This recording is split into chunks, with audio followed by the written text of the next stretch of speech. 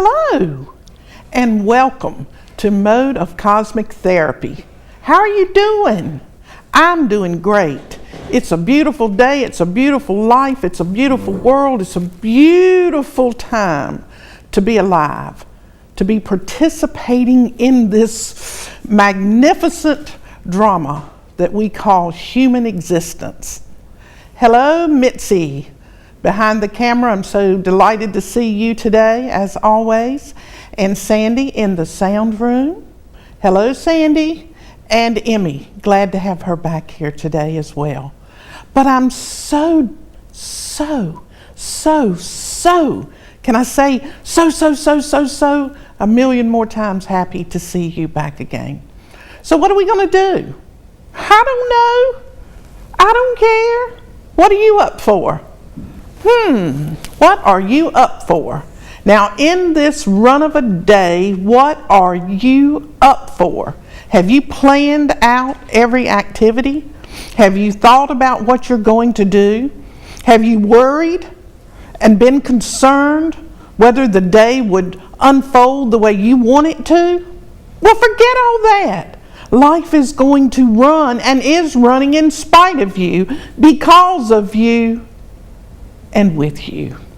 There's no exclusion. You're not going to miss out on a thing, and you're not going to hear something you're not supposed to hear, and you're not going to do anything you're not supposed to do, and you're not going to say anything that you're not supposed to say, and no one's going to say anything to you that isn't supposed to be said. Mitzi, I don't like that word suppose. I always tell you there's no such thing. So why in the world am I using suppose? Before I get up and go to the board like I always do, what I do part of the time is take words and break them down. I feel like my mouth is full of mush. I break them down to see what's hidden using the science of numerology, just to see what may be lurking in the background of these words. So we're going to start with the word supposed. I may put a D on it, ED. I may, or I may not. We'll see. It's all according to what hits me by the time I get from here to there.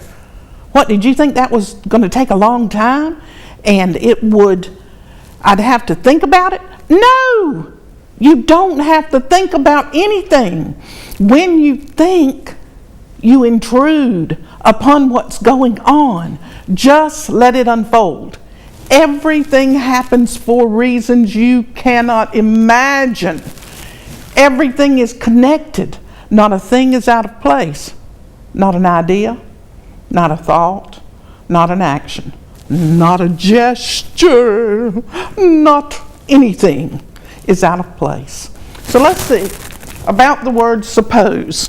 We're going to start this show with the word suppose,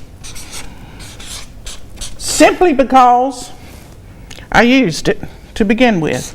And we're going to see how this theme of this hour depicts the word suppose. What have we got?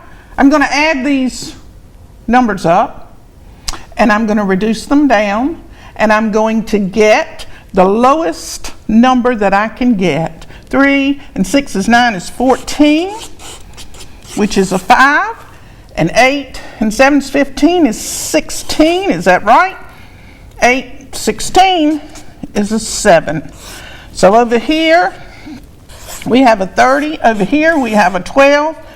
And 1 plus 2 is 3. And when you take away the 0, you've got a 3. So suppose, Mitzi, is the number of creation. How much of our life is supposed, I wonder why these markers never work for me, supposed into existence, into reality, or the reality we live each day. All right, so I added a D. I didn't know whether I was going to or not, but I did, so I've got to put a 4 with the 16, making it 20. A 4, and let's see what we're doing here. Adding that little d. Adding that little d. What are we going to do with that d? 1, 7, 8, 15, 16. It's 20. And what was the other one? 14. Makes it a 34. Now that's a whole new ball game. A 34 is the God. How do you spell honor? H-O-N. Honor. H-O-N-O-R. Yeah, it's honor backwards. The God or goddess of honor. So in our life, when we are supposing things, we are honoring something that we're not yet familiar with. We are bringing into manifestation something that is not familiar. We're not accustomed. I like that word, okay? Accustomed. Accustomed. We're not accustomed to it. So it's not yet feeling right. It's not yet become one with us. So let's see what we're going to do with this accustomed. 3, 3, 3. Good gracious sakes, Mitzi. Look at those 3s. 6, 4, 5, and another 4 on the end. Okay, these are your vowels. This is the heart of any word that I put up here. This is the vowels. These are the personalities of these words. Okay? And then, let's see what we've got. 4, 6, 15. Oh, accustomed. Mitzi, when we're accustomed to something, you know, in the tarot, the 15 is the devil. So when we become so accustomed and so familiar and so secure and so safe in our position or in our suppositions, there you go, coming from the word suppose, then the devil begins to act. We get so ripe. Let me put that word up there. I like that word. We begin to rot when we get that comfortable, that secure in our suppositions. Now let me see what the personality of accustomed is. 6, 7, 9, 13, 17. Okay. And that, of course, if you've been watching my other shows or know anything about the tarot cards, you know that's the star. 17 and 15 is a 32. Again, 32 on other shows. Movement. Movement. Now let's go back. Let's start again. You can't do that in life. You know that, but I can on this show because I can turn this paper back and do anything I want to. So I suppose that I'm bringing to you some information that you're not familiar with. So I'm creating an attitude and an atmosphere and a sensation. That's what creation is. It's formed out of what? What is creation formed out of? A lot of sensation, because it's formed out of chaos. Now see, what happens in life, we as human beings, we don't want chaos. We don't want disturbance. We don't want turbulence. We don't want upsetting the apple cart. We don't want our what's this called? Some kind of coat pulled with a string, or some little fleck of something get on our clothes. It upsets us terribly. We don't want that. We want to think we're in control and we're going to do whatever it takes to keep this manifestation of presentation that's acceptable to our own mind. Bullshit. Nothing is like that. That is the beginning of supposing something. We are creating something totally new, totally different, something so totally alien and foreign to our nature, because we have become so stuck. We are boring. We are cardboard when we have to have every hair in place and our makeup just so. Oh no, I cannot have anything happen to me or my car, because I am controlling it. What did I just tell you? Out of the hind end of a bull. Okay, so we are supposing that our life has some kind of meaning, and that we have some kind of direction, and we have some kind of purpose, aim, goal. We're going after something, whether it be a job, a man, a woman, a house, a career, education. We want that. So we say, if we do this and keep our ducks in a row, we'll get that. Hunky-dory, no.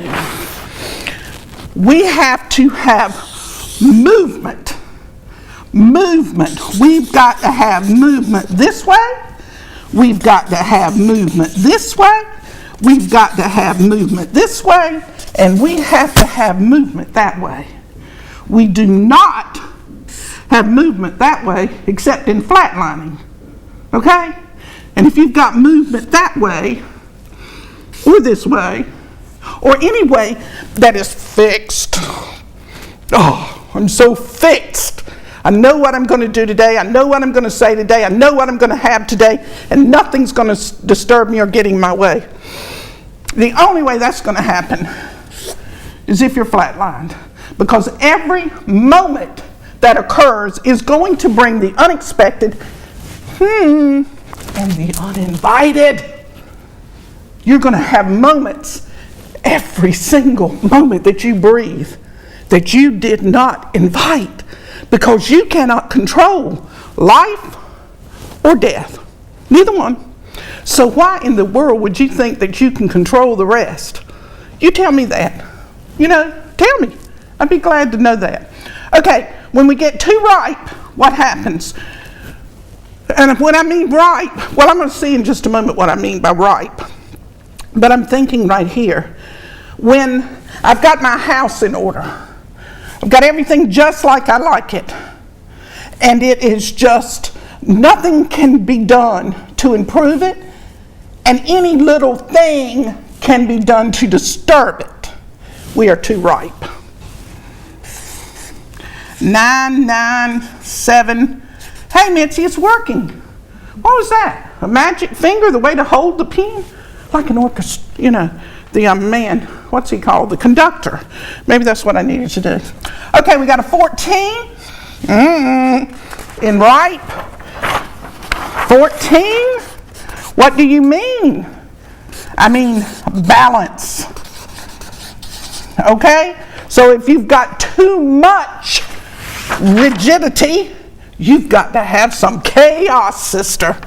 If you've got too much stuckness, you need to turn that table over completely. Okay, what have we got now? We've got a 16. How about that? Look at there. 30. And this is the tower. For those of you who've seen the other shows, you know what this means. God's